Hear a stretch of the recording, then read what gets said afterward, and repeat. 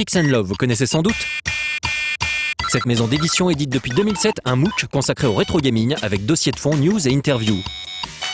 Depuis quelques temps maintenant, elle s'est diversifiée pour éditer des ouvrages tels que l'histoire de Nintendo, la Bible PC Engine, Japan Arcade Mania ou encore les cahiers du jeu vidéo. Ils ont sorti début avril un livre de 450 pages, des pixels à Hollywood, dont nous avons rencontré l'auteur. Je m'appelle Alexis Blanchet, je suis chercheur à l'université, chercheur en études cinématographiques. J'enseigne à la fac de Nanterre en région parisienne. J'enseigne aussi dans un institut de formation au métier du game design et de l'animation 3D qui s'appelle l'ICANN, qui est à Paris.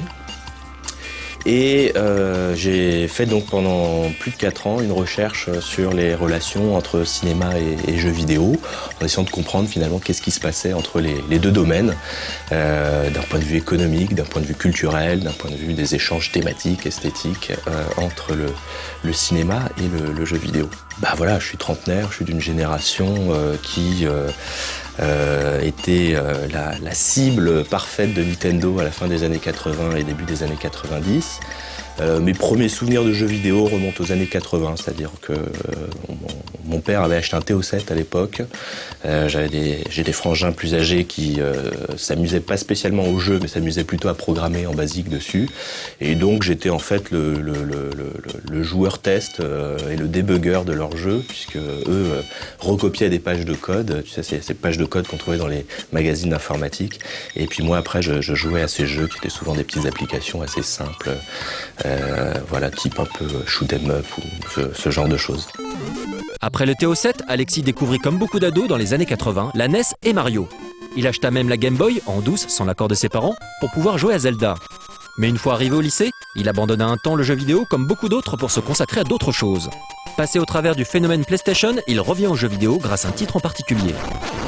5-6 ans plus tard, vers 2000, je suis passé chez un copain qui avait Super Mario 64. Alors Et moi, bon, mon souvenir, c'était de la 2D, c'était des jeux dans lesquels je m'étais fabuleusement amusé. Et d'un coup, de voir ce Super Mario 64, ça a vraiment... j'ai eu une réaction parce que je comprenais pas comment ça pouvait fonctionner en 3D. Donc il m'a mis la manette entre les mains. J'étais censé dormir chez lui, je suis resté réveillé toute la nuit à jouer à Mario 64. Et là, je me suis dit, il s'est passé des choses, t'as manqué des choses. Et donc, je suis allé à l'époque sur eBazaar, c'était même pas eBay, c'était eBazaar. Et j'ai racheté Nintendo 64 et je me suis remis à jouer pendant mes études universitaires aux jeux vidéo. Et voilà, puis en cumulant petit à petit toutes les consoles du moment. Donc le jeu vidéo, c'est ce divertissement d'enfant, de jeune ado que j'ai eu. C'est un rapport aussi particulier que j'avais aux images, je crois. Enfin, en y repensant et en discutant avec pas mal de gens de ma génération, j'ai l'impression que c'était des objets qui nous proposaient des images qui n'étaient qu'à nous d'une certaine façon, parce que les adultes s'en fichaient complètement, parce qu'elles n'étaient pas très belles à regarder sur des écrans monochromes de Game Boy ou même sur des consoles 8 bits. Et puis c'était des images qui gagnaient en qualité mois après mois et machine après machine. Et c'est vrai que je pense d'ailleurs si la critique à l'époque était si attentive à la qualité graphique des jeux, c'était aussi qu'on avait ce rapport à ces images un peu qui nous appartenaient à nous, que les autres comprenaient pas trop. Et voilà. Et puis c'est vrai que à partir du moment où je me suis remis à jouer au début des années 2000, donc il y a une dizaine d'années maintenant, je me suis rendu compte finalement que la dimension du jeu, du gameplay, était quelque chose que j'avais tout à fait compris à l'époque, mais que j'avais pas formalisé d'une certaine façon. Et puis là, c'est des choses aussi qui m'ont beaucoup plus intéressé à partir de ce moment-là. Il envisage ensuite de s'atteler à une thèse et si au départ il pense la consacrer au rapport des usagers du DVD au film en général, il change très vite d'avis. J'avais commencé à regarder un petit peu ce qui était écrit autour du jeu vidéo. J'avais vu quelques textes américains qui me semblaient assez intéressants. J'avais repéré quelques premiers textes français qui commençaient à être écrits sur le sujet. J'avais surtout vu une émulation assez importante au niveau d'Internet. Avec des sites comme Planète Jeux, avec des sites spécialisés qui étaient très amateurs à l'époque, mais qui commençaient un peu à discuter des jeux vidéo et puis qui qui passait un peu le pas au niveau des discours, c'est-à-dire qu'on n'en était plus seulement dans le guide de consommation, mais on était aussi à essayer de comprendre qu'est-ce qui se passe, pourquoi ça nous plaît, pourquoi tel jeu a commencé à faire des hiérarchies entre les jeux, etc. Donc je me suis rendu compte qu'il y avait une forme d'émulation, des textes moi qui m'intéressaient, dans lesquels je voyais des choses intéressantes, et je me suis dit mais il y a peut-être un sujet intéressant à creuser. Il décide donc de consacrer sa thèse aux jeux vidéo. Il lui fallut d'abord convaincre sa directrice de recherche, heureusement ouverte aux cultures populaires, qui l'oriente du fait de sa présence dans un département cinéma vers les liens unissant cinéma et jeux vidéo. Alors c'est vrai que dans un premier temps, moi cinéma et jeux vidéo, j'étais dans ces a priori très partagés par la communauté des gamers, qui est que c'est un mariage un peu bancal, que c'est pas forcément la relation la plus intéressante à observer quand on veut s'intéresser aux jeux vidéo.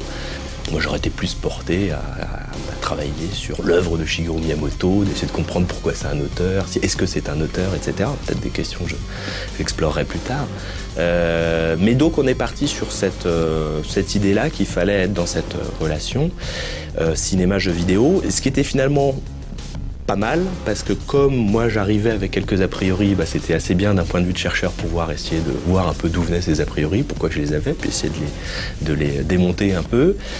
Et puis ça permettait aussi d'avoir une forme de distance un peu par rapport à l'objet, et puis de ne pas être le fanboy qui a envie absolument de dire à la terre entière que le jeu vidéo est un domaine formidable, et donc d'avoir la bonne distance analytique, critique, pour pouvoir traiter d'un point de vue académique de cet objet-là.